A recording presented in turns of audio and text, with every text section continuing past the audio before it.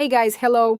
Today we're going to dye the roots that have grown out on our blonde client. The natural base of this hair is at level 7.7.1 and the length is a faded blonde color, which is also a bit uneven. We will be coloring using a dye, Blonde Schwarzkopf Professional. And the first step is applying the lightening dye to the root area. Then, without rinsing out this dye, we will apply the Blonde Me toning dye to all the remaining hair. The privilege of being a regular client is that the stylist knows the hair's history and understands what might happen to it during coloring. I know that this particular hair is unique in that it absorbs neutralizing pigment very strongly and can turn a lilac purple shade. That's why I choose the most transparent lightening and toning dye, Blonde Me in the Ice shade.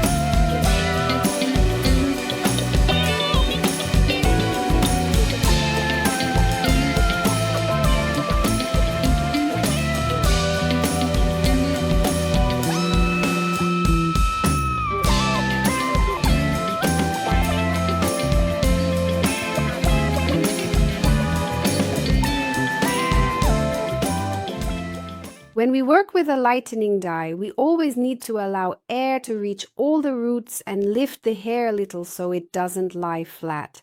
That way the lightening process happens evenly. The worst thing is when these temple strands near the face turn purple or gray. That's why I leave them literally just a thin section, 2 millimeters. I'll leave the strand and color it in about 15 to 20 minutes. Here's the story behind this hair. Since not all blondes stay blonde all the time, our model decided to darken her roots. And then I had to lighten those roots. Naturally, we use bleach for the lightening. And in order to switch from bleaching with powder to coloring with a lightening dye, we need one more small additional procedure. You can see that the length is a bit lighter than the previous coloring. So I will take this same dye that I have left, which is losing its potency, and 10 minutes before the end of the maximum processing time, I will lightly blend it onto the previously colored roots. This is to slightly refine the color. Processing time, we give the maximum, which is 45 minutes. But knowing our client's hair and knowing that this is the most transparent dye, for Blonde Me, which has a minimum of tinting pigments, I will add another 5 minutes. So I set it on a timer, 50 minutes. This is common time. In 50 minutes, we will wash everything off, both the dye on the roots and the dye that will tint the lengths. We are finishing painting the temporal zones. These areas will need a minimum of time and a minimum of time dye. And now we move on to correcting the previous coloring. I flip the strand to the opposite side, naturally using diagonal partings, just as I like to do. And I touch up the part that was in the last time this same girl came to me for coloring. Of course, this can only be done if the hair is in good condition, strong and healthy, and can withstand repeated application of the lightening dye. And of course, under no circumstances should this dye touch the lightened area. Otherwise, you'll end up with a patch of neutralizing pigments.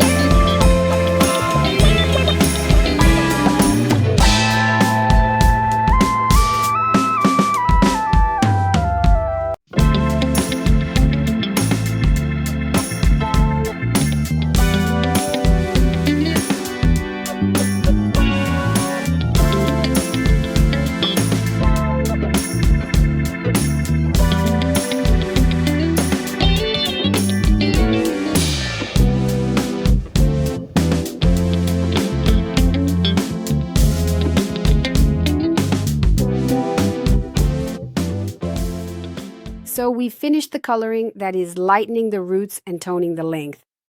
We've evened out the color, and now it's uniform. And next time we'll see this model again in about 1.5 to 2 months. Let me remind you that lightening dyes should only be applied to an unwashed scalp. It's not at all necessary to wash off the lightening dye from the roots. This is so you can then tone the length afterwards. Do everything you can in one go all at once.